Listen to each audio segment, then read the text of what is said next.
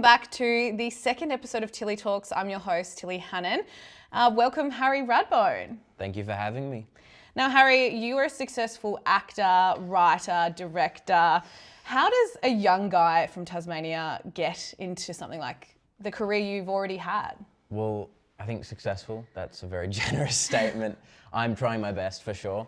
Tasmania, we're an odd little can of worms down at the bottom of the earth, so I think it's a lot of people sort of consider it not viable option to base yourself trying to break out into the entertainment industry. But I found that because Tasmania is so sort of diverse in its culture, but also its landscapes and its presentation, that a lot of big productions actually do want to come down in here and film because we have so much access and we're just like pleasant people to work with, which is, you know, pat on our backs.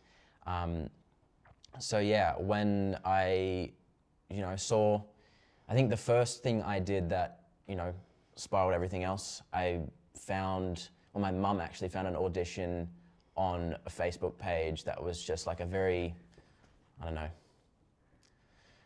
it was very suspicious, Dodgy. dodgy. It didn't present itself how it was. That was the audition for Lunatics, and they didn't say it was Netflix. They didn't say it was with Chris Lilley. Wow. They didn't say anything. It was just like, this is a comedy series, and they wanted real British speakers. So I just lied. Yeah. And submitted my tapes in a British accent, and then I got in the room, and then from there, sort of the rest sort of kept happening. So how old were you when you auditioned for Lunatics? I would have been 15. 15. I think. And like the casting process, was Chris Lilley in the room, or you still had no idea then? No, I still had no idea. I had, the casting director was Ben Parkinson, and after I submitted my tapes and sent them off, it kind of, it was a long audition process. It took a couple months, which is a bit longer than normal, but I eventually ended up in a room with Ben Parkinson and the other, line out the door of people that looked like me. And then we just did some improv reading, and I just fucked my audition, to be honest. I just completely fucked it. Is swearing okay? You can swear. Okay, cool. We can swear. We're not a family show. Okay, cool. I'd better check that. Yeah, so there was a line out the door of people that looked like me, same age as me, people I knew as well, because this audition was actually held up at the hotel, not Grand Chancellor, Charles, near the hospital. And yeah, I got in, I did improv, and then we read some lines. I forgot my lines, dropped my British accent, and he was just like, hey, it's all right, go again, just do what you need to do. And I just kept riffing, and then a couple months later, got another one, did a chemistry test with some other actors, and then I did finally meet Chris after that, which was during my wardrobe fitting. Once I actually got the role, he came in and was like, we're gonna shoot a scene right now. And I was like, what? And then he took me to a room. We did like a FaceTime scene while we were just there. So that was fun.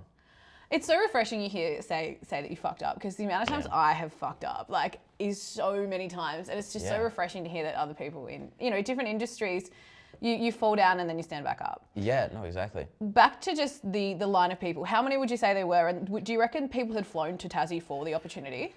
No, they were casting Australia-wide for this. So there was, in sort of the line that I was there was maybe 30, 40 people that they were testing in person. But yeah, they were casting because Lunatics shot all over Australia.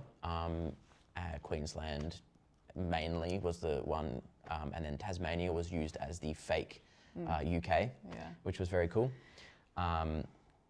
But yeah, one of the guys that I ended up, so there was 3 of us in the final audition for the chemistry test. Me and another guy were fighting for the same role. We're not told that though. We were just like, you guys stand in this room with this other kid and read your lines and just riff, like it's improv, just have a crack. And at that point they were testing which one of us worked better with the other actor. But we were competing for the same role, so I'm glad they didn't tell us, because I would have just shit myself on the spot. Do you know, do you still talk to that actor? Do you know them? The one I was competing against?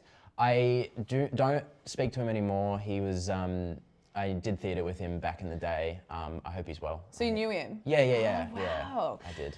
I guess, well, let's dive into Lunatics and Gayhurst Manor, as it was called. Firstly, Fantastic name. initially when it was brought out, I was living on the Gold Coast and I was like, oh, that's Bond Uni. Oh, that's like maybe Byron or something.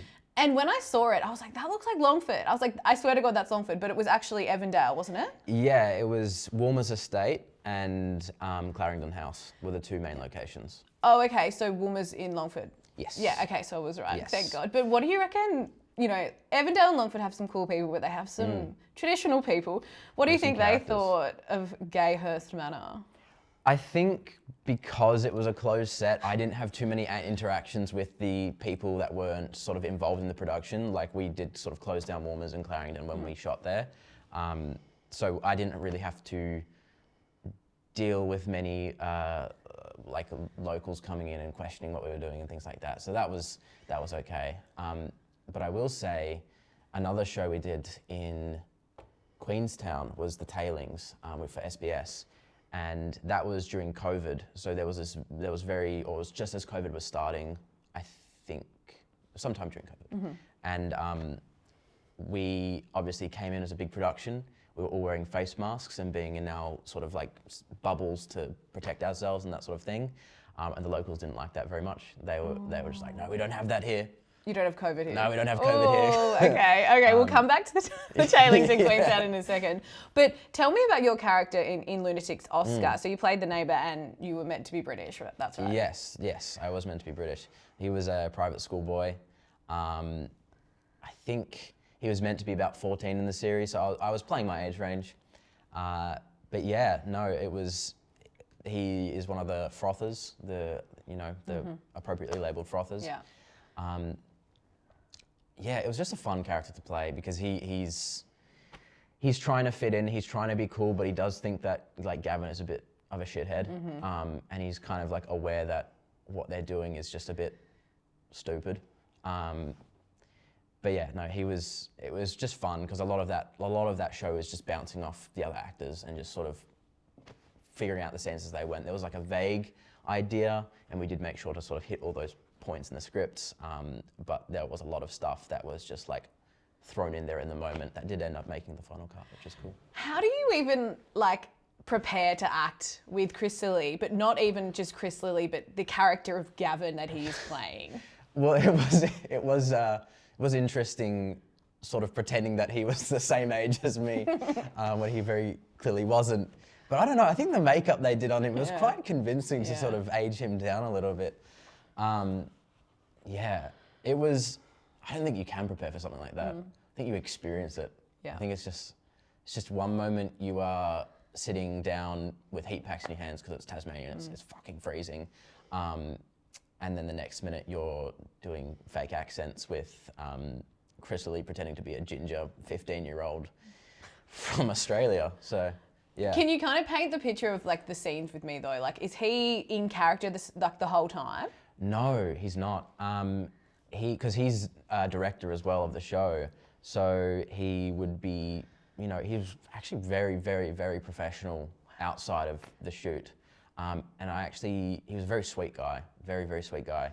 And he kept to himself quite a bit. He seemed very shy and low key, which I guess is just like credit to his characters and credit to his, ability to get into those roles as the way he does, because it just doesn't come off like that at all when he's like not filming. I remember I told him a joke. It was a bad joke. Behind the scenes, and he laughed at me and said, "Oh, you can't say that." And I was like, "Okay, fair enough." Oh my God! And he's like saying some of the most controversial things in Australian television. Yeah. I mean, so you said you were 15? Yes. Some of the, I guess, acting, the language was kind of vulgar. Indeed. Yeah, there was a song, I think. There was. It's actually on vinyl. Yeah. You can actually find a vinyl pressing of it. Could you give me a little tester of how it went?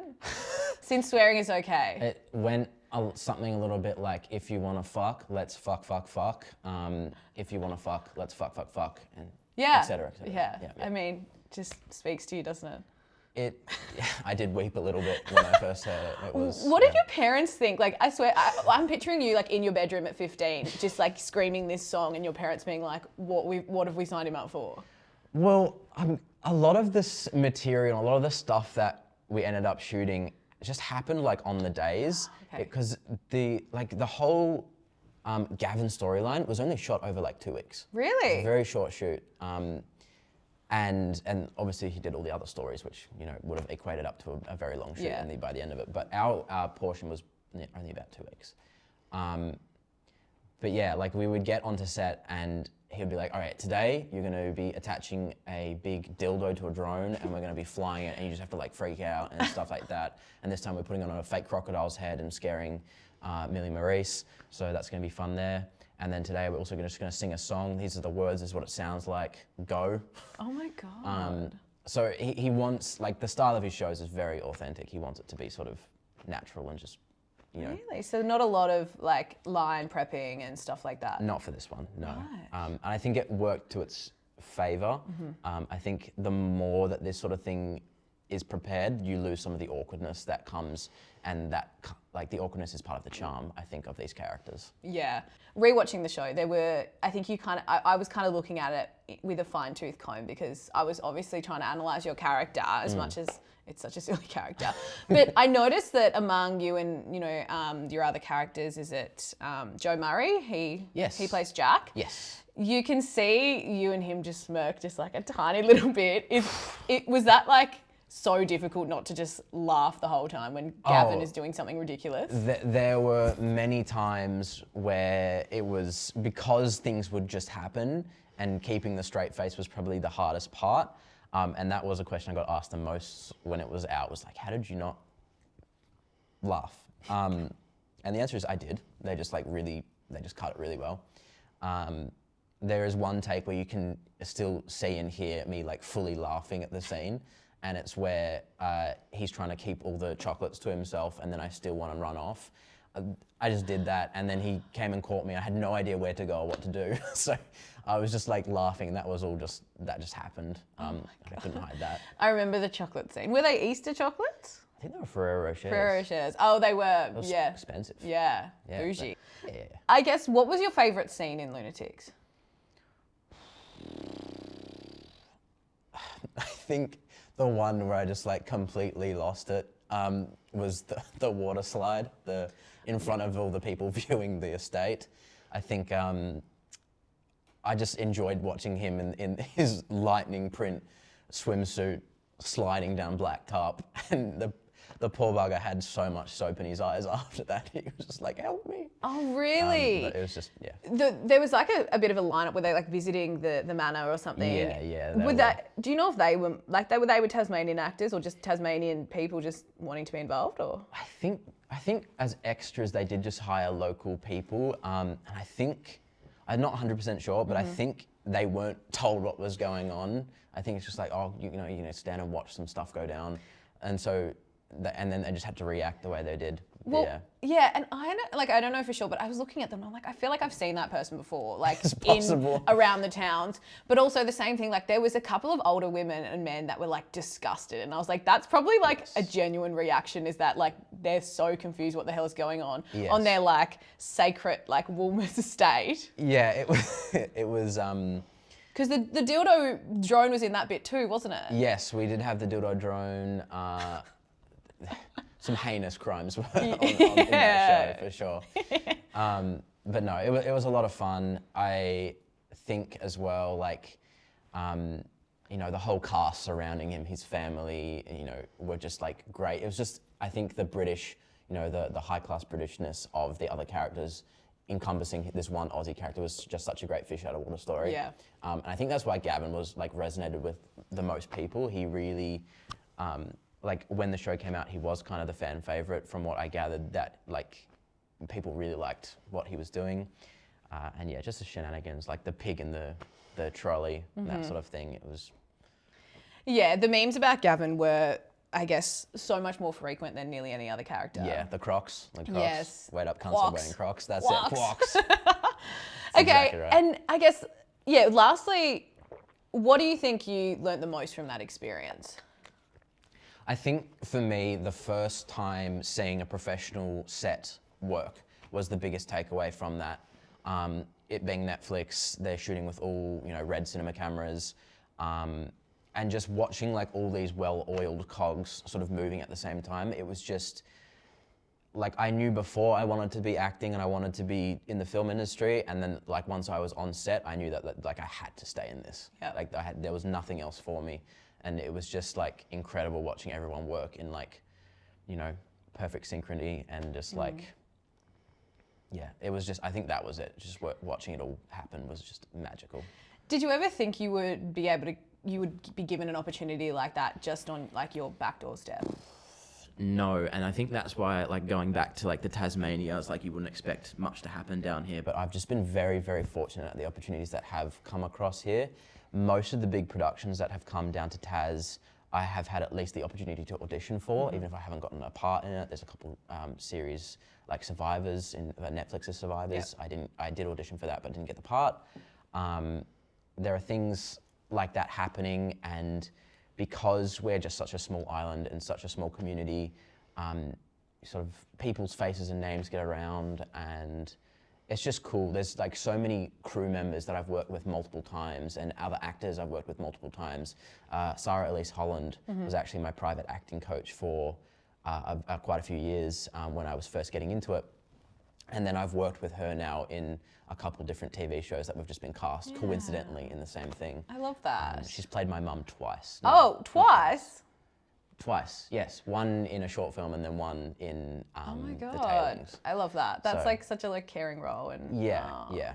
Well, now let's jump to, I guess, one of your second biggest roles, which is in Deadloch. Yes. In 2023. Deadloch is like low-key one of my favourite shows in the whole world. I love that it's written by two women, two Kates. Yeah. I love all the queer representation. I love all the lesbians. I think it's so funny. Yeah. It's seriously so freaking funny. And because it was written by two women, this is one of, I like to claim that I have a PhD in TV because I've watched so much TV. Yep. Not a lot of movies, a lot of TV shows. And I like to say I have a PhD. And this is one of the only times in a crime drama ever I have not guessed the ending. And Really? it's because it was written by two women. I put it down to that. I would, put money on that as well. I was gagged by it. And I haven't seen season 2 yet, but it's on my list. But I've got a couple of things to Season get through. 2 is fantastic. Yes, It is I'm very not good. surprised, but I'm keen for season 2. Yep. However, you played Tom O'Dwyer. I did. Tell me about him. Tom was, I think, out of all the shows I've done, I think he had the most screen time by far.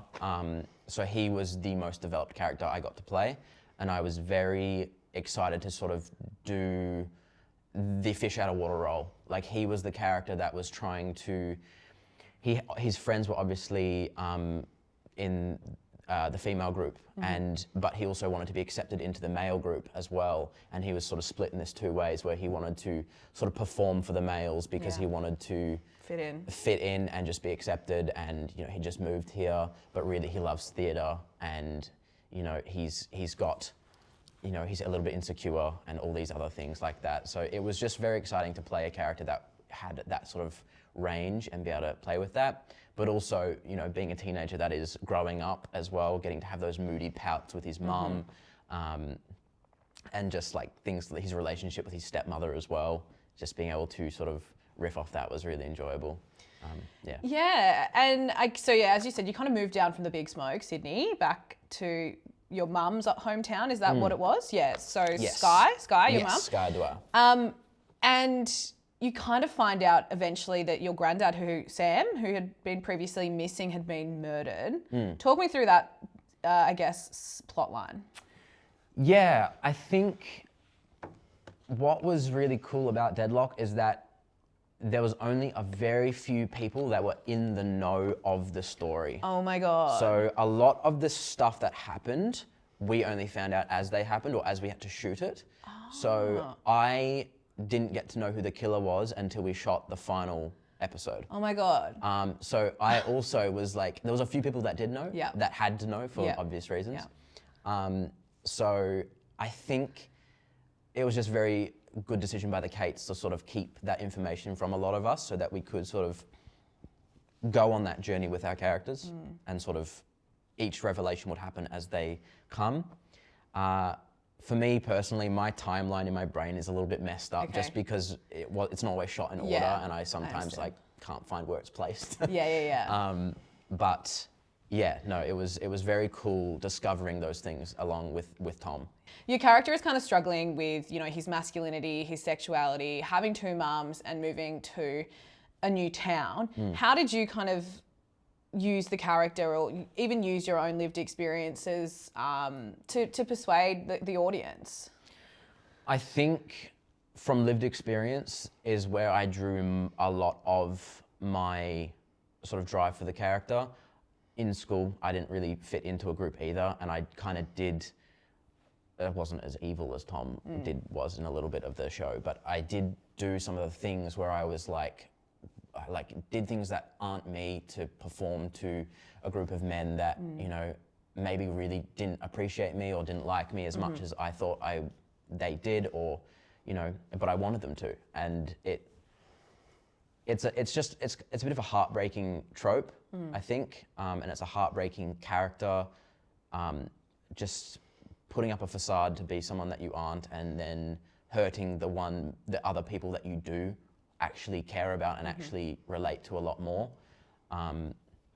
because you know, there are scenes on both sides of the story where it's like maybe he doesn't even fit in with the girls, like he's yapping to them about theatre and they don't seem very interested, which you know, teach their own.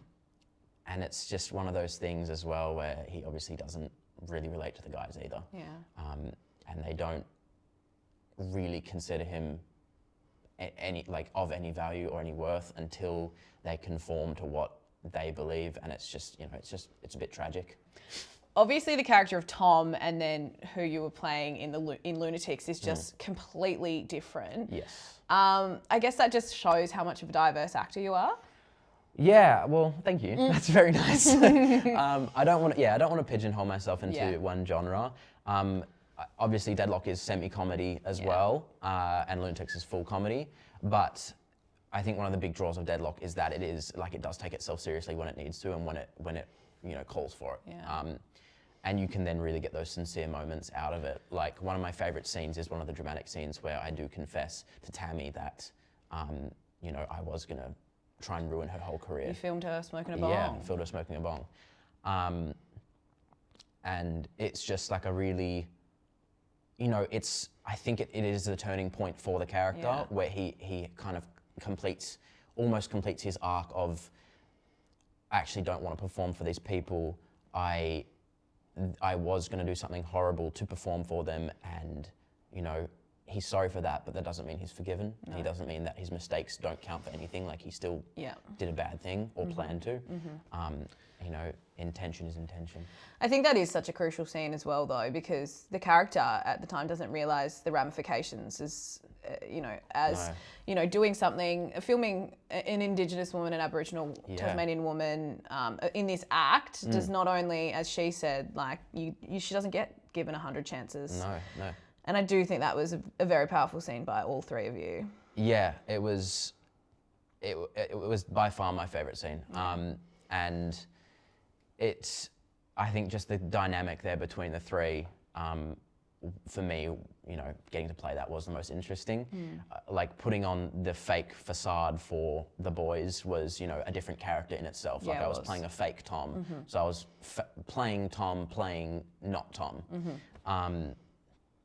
And it just, being able to be like sincere and really feel like it was actually Tom speaking from his heart in that moment to sort of maybe even make amends, or maybe even maybe it's damage control, like he knows what's going to happen type thing.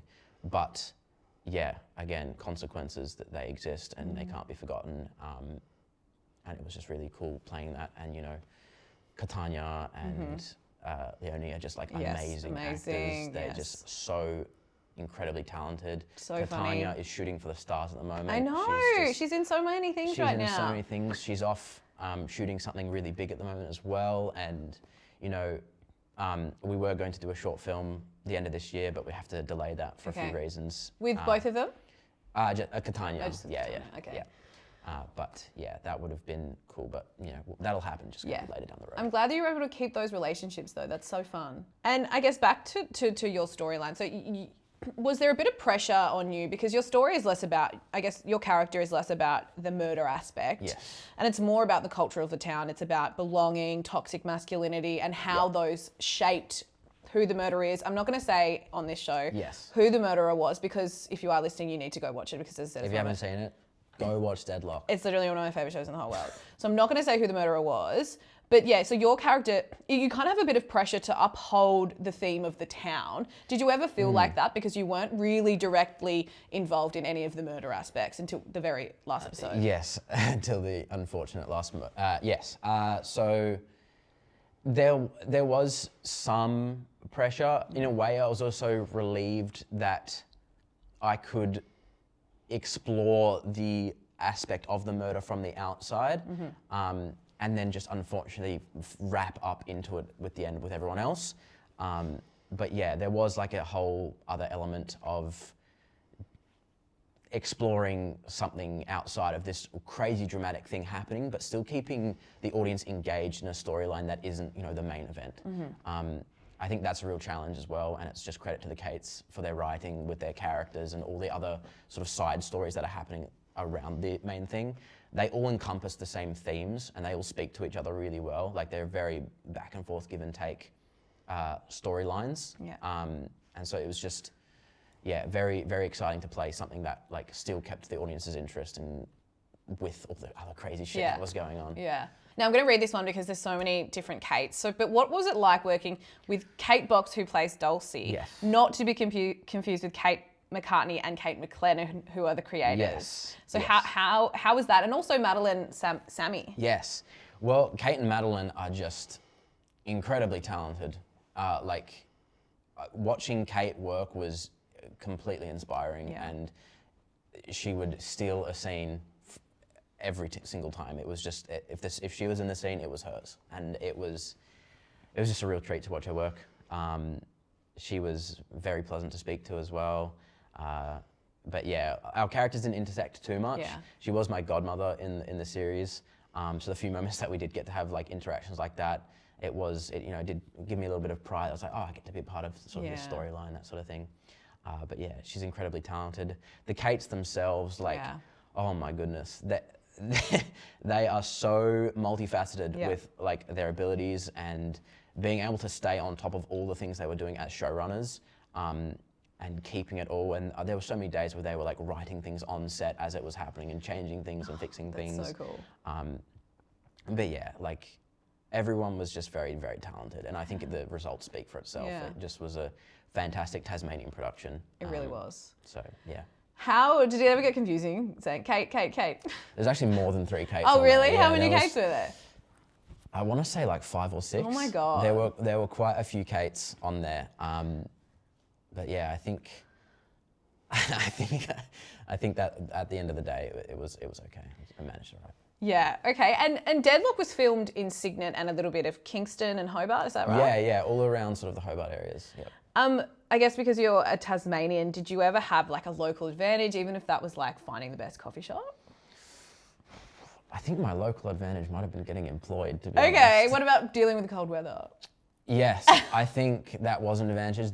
We're filming over winter. No, when did we film? It looked like winter. It was February into June. Really? It did not look like February. Yeah, it was getting cold. Okay. Yeah, it definitely got cold, and at night, obviously, it just gets cold anyway. So that was fine, but also this was also during COVID times. Oh yeah. So we had a very strict sort of bubble regime and masks when we needed to be wearing masks and things like that.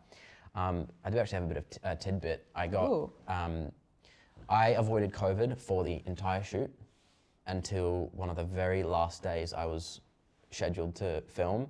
It was the last scene at the football club after the climax. There are 2 characters that are just notably absent. I actually was looking at that last night and I was like, where are they? Yes, so it was me and Harry Pryor, Right. We both got COVID the same time, but because it was such a big scene with so many of the cast in it, they could not afford to reschedule or like anything like that. I literally was looking at that scene last night and I was like, where is Harry? Because I was, obviously I was rewatching it and I was like, where are you? Because you would assume you'd be in that because your granddad and, yes. So the original context of that scene was actually that myself and the other two boys were meant to be singing karaoke together and having a good time. But we both got written out of the scene because we had COVID. They apparently did shoot a poster of a musical that Tom had produced and shot that, but it didn't make the cut. Oh, okay. I was going to say, I didn't see that one. But yeah, COVID got me at the very end there. At least it was at the very end though. It could have been worse. Yeah, it could have been way worse. And another notable actor in Deadloch is Susie Youssef. She's obviously Australian icon. She plays Mayor Elena. She does. How is it cool to be working with someone of her caliber? Yeah, no, amazing. I think one of the first scenes I filmed were with her when we discover the first body on the beach. That was one of the very first scenes we shot. Me being a bit younger when we shot all this, a lot of these people I hadn't seen before or hadn't watched enough of their content to sort of have known exactly who they were and what they'd done and what caliber they were at. I knew a few, but I very quickly gathered. I was like, okay, she's the real deal. I'm messing with the real deal. Yeah. But yeah, no, just everyone embodied their characters, and you could just see it represented really well on screen. What was your favourite scene? And I will just say, I wish I was able to know that this was happening because I could have totally played one of the journalists. I could have been like, excuse me, Dulcie, please, or, you know. I was like, God, I wish I knew about that. I would have totally put my hand. I don't know if I've been successful because I'm literally not good at acting at all. But if I'm playing a character that I am in real life, maybe I could have done it. I was so jealous of those fake journalists. I wanted to be there. I think you would have done a fantastic job. We had plenty of actors and extras that some of the crew even jumped on and played some of the cops and stuff like that. I could have totally been an extra journalist. Anyway, if anyone casting calls Tasmania, I want to be an extra journalist. Yes. But what was your favourite scene? To shoot or to watch? Ooh, either, both. I really enjoyed being pretend stoned. Yeah. Oh, was that pretend, was it? Yes. Yeah. There was the gummies, I think, was just really fun to play off. Yeah. I think. Yeah, no, I enjoyed doing that. I was really stressed on the day. I kept asking, like, oh, are you gonna like glaze my eyes? What if they like see my eyes and they're not glazed enough? I was really worried about that for some reason, but they're like, no, don't worry about it. But you would have had all the experience because you and Gavin got stoned off that grass in Lunatics. That's true. Grass is, a hell of a drug. So, yeah, no, it was a lot of fun to do that, and then the croquettes, eating that, Dulcie and interrupting that conversation was fantastic. And then as well, you can't really see Tom in that scene, but when the boat explodes, he is out there on the bridge as well, like looking at the fire, and he's like, wow, some pretty fire. Beautiful. Beautiful, wow. And then what was your favourite scene to watch? It would have to be the sort of the what am I saying? The confession. That's it. That's the word. It would have to be the confession scene, I reckon. The murder who we will not name. Yes. Amazing. Well, these are just two of the two amazing things you've done. You've also now done The Tailings, again, filmed in Queenstown. Can you tell me about Leo Mazzarelli? Yes. Tell me about him. Leo is another character I really enjoyed playing. This was a full drama. This was also a very experimental drama, doing short form episodes. So it was 6 10-minute episodes, which resulted in an hour of TV. So very consumable. I think this was SBS playing with, attention span, sort of seeing what they can gather from, the rise of TikTok and other, short form content. Excuse me. But yeah, The Tailings was super cool. Queenstown is a very cool place. It's very, very moody, very, very atmospheric. Fits well for a murder or the mystery of one. And yeah, Leo Mazzarelli, again, is someone that you can tell has just gone through home issues and family issues to the point where it's rubbing off on his social life at school because he knows no better. And, doing the wrong thing and getting into trouble and just, being a bit of a tool sometimes. yeah, but it was cool also to show that he did have a vulnerable side, and that he wasn't just the bully character. There was some depth to him in that regard. I think a challenge with the short form content is you like fleshing out those characters in certain ways can be challenging because you've got such a short amount of time to do it. Yeah. But that's one of the shows where Sarah Elise Holland played Leo's mum. Yeah. But I also, I got to work next to Mabel Lee, who is recently just been in The Testaments, which is, doing super well, and she's killing it.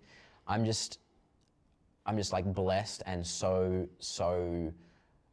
glad that I've been able to work with so many talented people in Tasmania. Yeah. All of these productions have come to Tasmania and shot here and hired as best they can local talent, and it's just been rewarding, and I just get to watch all these people I've worked with just flourish. Well, all three of these shows have, they've been very popular. Do you think it shows to other directors and film creators that Tassie is the place to shoot? I think so. I think, unfortunately, at the moment, it's getting a little bit quiet, and I think for example, We Bury the Dead is a zombie film featuring Daisy Ridley, shot in Australia. It's set in Tasmania, but they couldn't afford to film in Tasmania. I was so gutted when was it filmed in WA? I think so. I was so gutted when I heard that because, and Tasmanians know when something's not filmed in Tasmania. Yes. We know. We do know. And I think, to their credit, they did a pretty convincing job, but you can tell it's not Tasmania. And it's such a shame that such a production like that couldn't come down here. I believe they said it was because of they just couldn't afford it. They couldn't get the gear down. Yeah. And it's just a little bit sad to see that sometimes the productions can only come down here if there's a basis for equipment, or the budget is over $1 million or more than multi-million. And so it was just, Tasmania has so much to offer. It has so much untapped talent. It has so much potential. It has such a diverse range of biome to film in. I just wish we had more resources that we could funnel into films, because other than TV shows, nothing else really will shoot down here. There's not many feature films that film down here. It's very rare. What do you think the higher ups could be doing to entice more film creators to come here? Look, I think Screen Tasmania has presented the Island Incentive, which is a $500,000 grant or offset, grant to productions that come and pump at least, I think, $1 million into the local economy. That's a great incentive. I think the issue is that they don't have enough equipment down here. One of our biggest equipment rental services has just packed up and left as well. Who was that? I don't know who ran it. Okay. Not too sure the name, but yes, he did pack up and leave for the mainland because he just said there's just not enough going on down here. I just think our resources need to be more available, and it's just a bit unfortunate because at the moment it's a little bit quiet. There's not too much shooting down here. I know SBS still has a good crack sometimes. Bay of Fires is ongoing. ABC has that new show about the stadium. I don't know how much that was filmed here, but I reckon a lot. Yes, Sarah is in that as well. Shout out Sarah. Hi Sarah. I wish there was more room for features and films. I wish that TV shows have a really large reach, but getting a film onto the silver screen and pushing that out, that would do Tasmania some big favours. A lot of people are struggling with the lack of opportunities down here, but you were creating your own. Yes. So you have just recently brought out Yellow Eye. Yeah, so Yellow Eye was a short film that we fundraised for the ACF. It's a film about cancer at the end of the day. It's a personal story. It's based on a true story from my own life. I was able to cast some people that, have nourished my career as well, like Sarah, who played Kate, one of the leads. And also Mick Davies, our very own Deadloch. Crips ambassador. Yes, but in Deadloch as well. I know I as well. that. Yeah, so we, these relationships and creating these opportunities with these actors to then go and shoot other things and give them more work as well is just, you know, that's what this is all about at the end of the day, is entertaining people and, you know, employing artists. So that's very important that I was able to do that. Also cast Ryder Hawkins, which is a very young kid to play quite a challenging role. He'd never acted before, but he absolutely killed it. And, you know, filming that short film for the couple days that we did inspired him to go and do his own film stuff. So, Amazing. you know, that's my job done. I can die happy now. That's. You've got that good achievement. How much of a process was it? Like, how long were you filming and writing, creating, and, you know, is acting or, you know, maybe directing more a passion of yours? I think. I'll tackle the first part of that question. Yeah. So the process. I went to the Screenworks conference in Ballina a couple of years back. And that inspired me, after talking to producers and talking to lots of decision makers, that inspired me to just, you know, I just got to pick up the camera and do it myself. I got to stop waiting for yeses. So after that, I wrote the script. It was an idea that was inspired by my dad's sort of interpretation of these events of this cancer situation. And I turned it into just a little mystery sort of drama piece. It's about 20 minutes long. We shot it for only 2 days and 2 nights. We had a budget of about $5,000, which if in film terms is not a lot at all. So we did, you know, we had to juggle a lot, but it was just very important for me to sort of make sure that everyone was paid and also that we could make something that, you know, everyone actually had a lot to do with. So we had, you know, a creature made from a creature workshop up in Melbourne to come down. It was a practical prop, so, you know, we actually had something there for the kid to act off, things like that.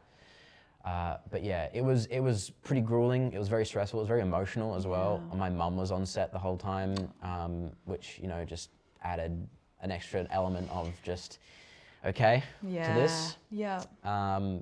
But it was very rewarding. We then got to screen it. We had 2 premieres in in Tasmania, one in St Helens at Easy Tiger, which was just a cast and crew screening. Nice. Because it's a bit of a smaller cinema. And then we almost sold out Star Theatre in Launceston for the Launceston premiere of that. It then premiered in an international LA film festival, and we're just making a couple more adjustments to it, and eventually we'll upload it to YouTube for free. So anyone amazing. I was going to ask how can people access it? Yeah, so that'll be soon, hopefully. And then that second question, what do you think you're more passionate about? Is it acting or is it directing? For me, I just want to be a storyteller. I think Understand. they fall hand in hand. I can do both. I also, you know, write my own films when I'm making them. I'm also writing a book at the moment. And it's just things like, personally, I feel like my purpose is to entertain, whatever that may be. If it's make you laugh, cry, or just think for a little bit, then I've done my job. And it kind of comes back to Yellow Eye a little bit. It comes back to that journey of cancer and why I wanted to be in this industry in the first place. At 10 years, you know, I got diagnosed at 4, and I was in like complete remission by 7 to 8. But during that time, more often than not, to distract myself from what was going on, but also because I was a kid, I didn't understand what was going on that much. I had to rely on films and video games to escape. To stay sane. And that, you know, for that time, that saved me. And that was, you know, I owe those people that made those stories and those games a lot. And so if I can give back to those people, you know, time is the most valuable thing we have. So if someone chooses to spend their time to watch something I've made, read something I've made, and indulge in it, and they're entertained, then I've done what I've been put on this earth to do. And that's beautiful. Happy days. I guess what would be some tips or some advice you would give to other young people trying to get in, especially in Tasmania? Yeah, I think even if you don't think you have a chance or fit a criteria, submit anyway. You could be damn surprised. I think there's a lot of opportunity for people that are authentic and untrained to just put their foot in the ring and explore it. A lot of the best actors are, you know, there's some people that have never gone and had training. It's just something internal that you discover, and you know, it could be anyone could have that sort of flame to sort of, you know, start that fire and go onwards with it. So I think just put your hand up for things. In terms of filmmaking as well, yeah, don't wait for permission. You know, it's better to ask for forgiveness than permission. So go out and film the low budget stuff, make it happen. Make a dozen bad films before you make your first good one. Just get it out of the system because everyone's got it in them. And you know, be open to mistakes. Yeah. You can't learn if you're not going to be, if you're going to deflect and tell people they're wrong for, you know, challenging things and being disruptors. It's important to have those different connections with people. Yeah. And what's something what's your dream role? What is, you know, or even dream directing role? What would you love to do the most? I've got a few feature scripts that I would really like to develop. A lot of them are dream projects that are later down the line. Yep. I just want to make human stories in unusual ways. I want to make characters that are in very out of the ordinary situations, but ground it really into the human nature of it all, and for it to just be entertaining. At its core, to just be super entertaining. But you know, entertaining doesn't mean it has to suck. So I will try my best to make them good films if I get to make them. But yeah, if you got to make a franchise, like if there's a franchise that exists in the world out there, which one would you want to have a crack at, do you think, if you could like be in it? A franchise, Yeah. meaning like, you know, like in film or in anything, Yeah, in anything. Anything. Honestly, documentary making. Documentary. Yeah, I would love to, like, I've dabbled in my own spare time, but like investigative journalism through documentary, like Louis Theroux, like the stuff he does is so cool and so fun. Like that I think would be of my interest. Like I think that's what I would want to do the most. Very nice. Would you be like writing or asking the questions? Or, like, do you want to be like in the field? Both.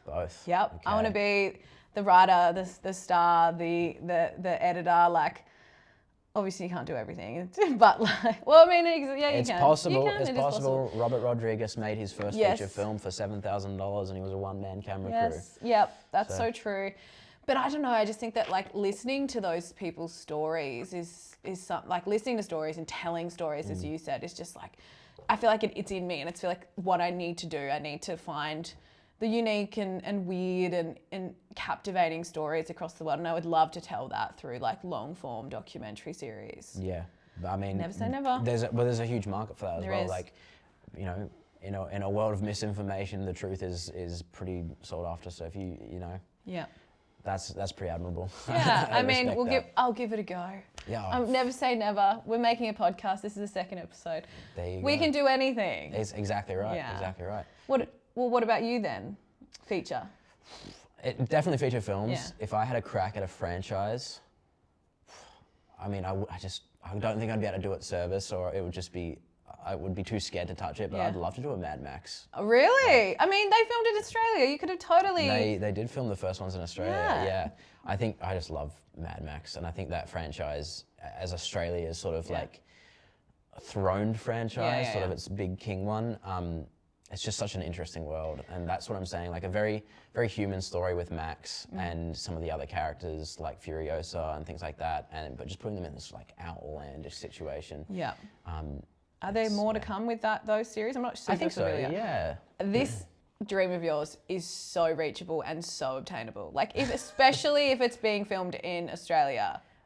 It would be.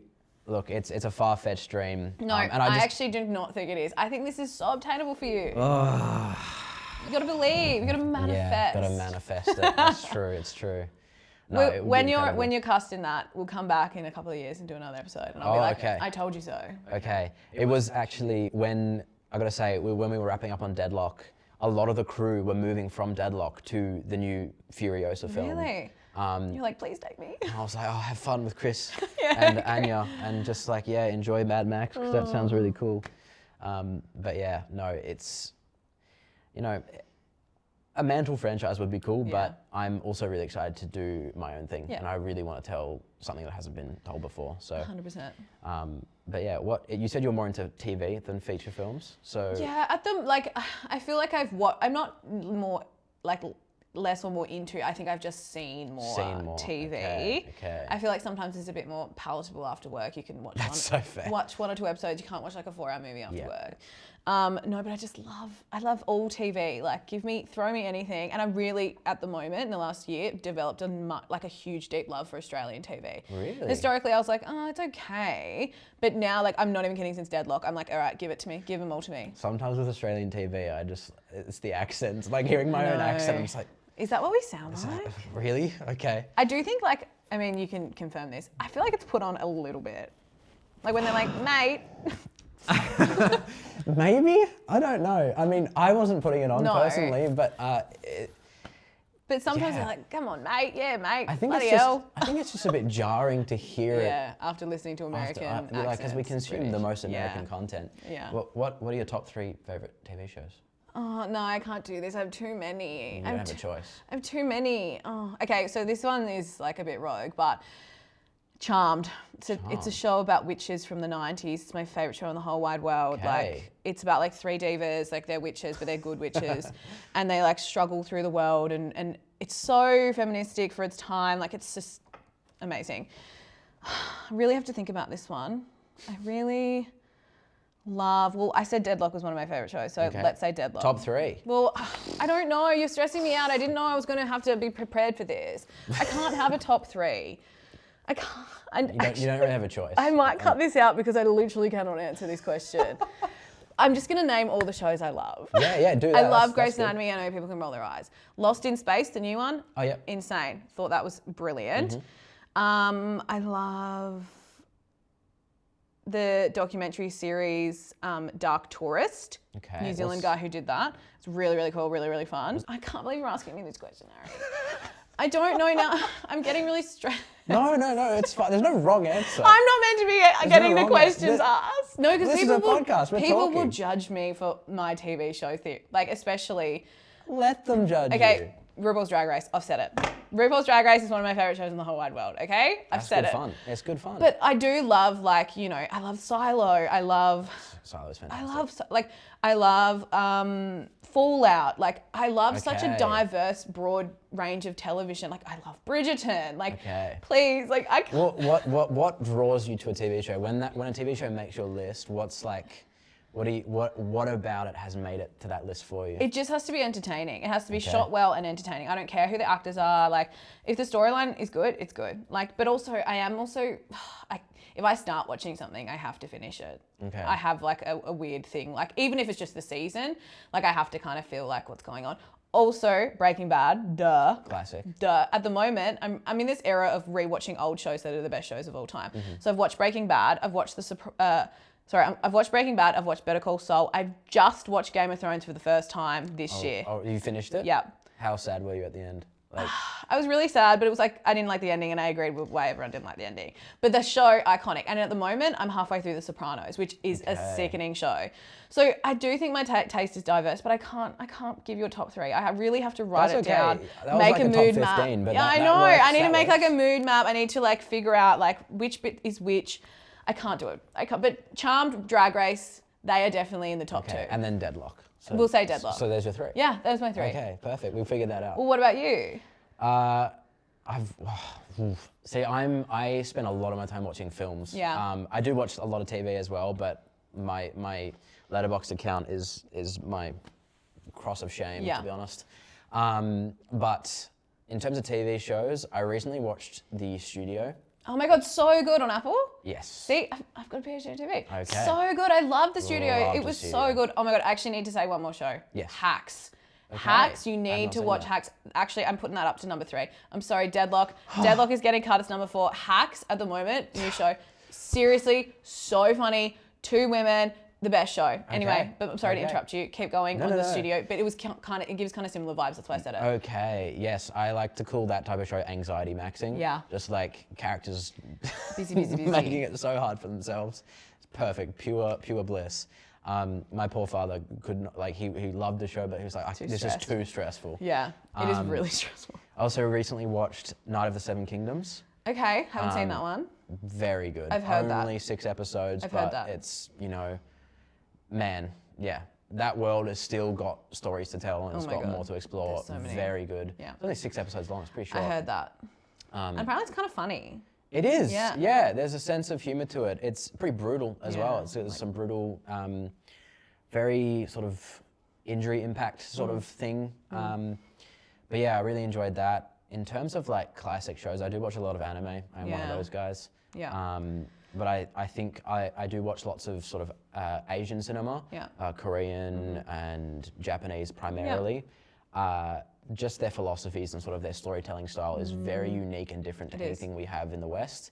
And it's just, there's some of their content is just like some of the most mind-opening and shell-shocking stuff I have seen. So some of those films are like up in my top 10.